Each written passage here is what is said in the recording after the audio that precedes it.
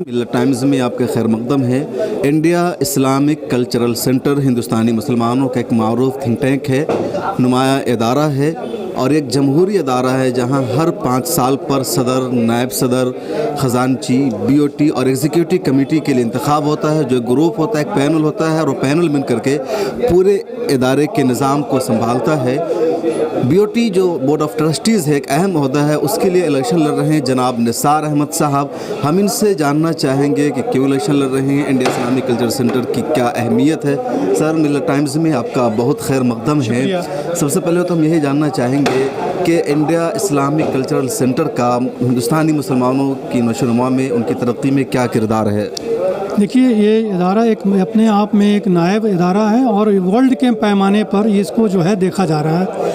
جتنے بھی foreign delegations, چاہے اسلامک ورلڈ ہیں یا دیگر ملکوں کے جو مسائل کے لوگ آتے ہیں اور انٹرفیتھ پر جو ڈسکشنز کرنا چاہتے ہیں، وہ سارے کے سارے یہاں اسلامک سینٹر آ کر کے وہ سمجھنا چاہتے ہیں کہ ہندوستان کے اندر انڈیا اسلامک کلچرل سینٹر کا جو رول ہے مسلمانوں کے لیے اور دیگر الگ مذاہب کے لوگوں کے لیے کیا ہے۔ تو ہم لوگ اسلام جو ہے، کلچر جو ہے، اس کلچر کو ہم لوگ پروموٹ کر رہے ہیں۔ اور میں پچھلے سال انڈکٹ ہوا اپنے اس مینجمنٹ کمیٹی میں، اور میں ابھی بحیثیت افیشیٹنگ سیکریٹری ہوں اور میں کام کر رہا ہوں۔ اور میں نے دیکھا کہ بہت کچھ اس ادارے کے سے جو اسلام کے پیغام کو پورے ورلڈ کے میپ پر ہم دے سکتے ہیں کہ اسلام جو ہے یہ ورلڈ پیس کے لیے کیا کام کر سکتا ہے۔ اور اس بات کی ضرورت اس بات کی ہے کہ ہم سب اکٹھے ہو کر کے ہندوستان اور ہندوستان کے باہر اس بات کا پیغام دیں کہ اسلام جو ہے وہ اسلام جو ہے وہ سب کی بھلا کے لیے، سب کی معبودیت کے لیے، سب کے اپنے ترقی کے لیے کام کر رہا ہے۔ تو آپ اس سے پہلے تھے، کمیٹی میں کام کر رہے تھے، سیکریٹری تھے، تو آپ کی نمایاں خدمت کیا رہی؟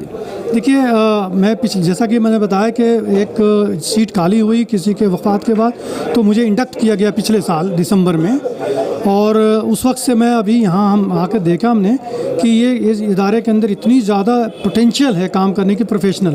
اس کے پہلے میں 23 سال تک institute of company secretaries of India کا میں وہاں الیکٹڈ ریپرزینٹیٹیو کام کیا بحیثیت چیئرمین ناردرن ریجن کا، اور ساتھ میں آل انڈیا کا میں پریزیڈنٹ تھا۔ یہ ایک گورنمنٹ کی باڈی ہے، ادارہ ہے جو آٹونومس باڈی ہے، اور وہ جو ہے under the act of parliament ہے۔ تو ہم لوگ پارلیمنٹ کو ایڈریس کرتے ہیں اپنے جتنے بھی پروگرامس ہیں، جتنے بھی کام ہوتا ہے۔ اور منسٹری آف کارپوریٹ افیئرس ہمارا جو ہے ایڈمنسٹریٹو منسٹری ہے، ہم نے وہاں کام کیا اور پورے ہندوستان کے جو ہے دورے کیے۔ 4,35,000 اسٹوڈنٹس ہیں وہاں۔ تو جہاں ہم نے وہ جو سیکھا، وہاں پر ہم نے جو بات سمجھی، اس کو ہم چاہتے ہیں یہاں پر عمل کرنا، اس ادارے کو بھی اس کے جوڑنا، ورلڈ میپ پر لانا۔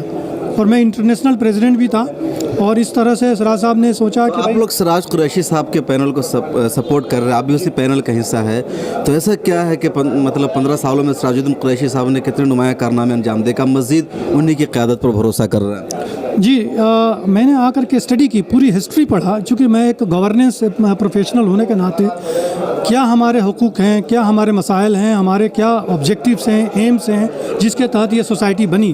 1981 میں یہ سوسائٹی بننے کے بعد 82 میں ہم نے اپلیکیشن لگایا، 84 میں ہم کو الاٹمنٹ ہوئے، دو پلاٹس ملے، وہ جو بلڈنگ بنگلو بولتے ہیں، 87 88۔ اور میں نے دیکھا کہ وہاں پر بہت سارے لوگ تعاون کیے، بہت سارے انٹلیکچوئلس جڑے رہے، اور ہم نے پوری اسٹڈی کرنے کے بعد ایسا لگا کہ اس ادارے میں بہت کچھ کرنے کی ابھی ضرورت ہے، اور اس ادارے کے ذریعے پورے ہندوستان کیا پورے ورلڈ کے میپ پر ہم سب اتنا یہ اسلامک سینٹر کا وقار کو آگے بڑھائیں گے۔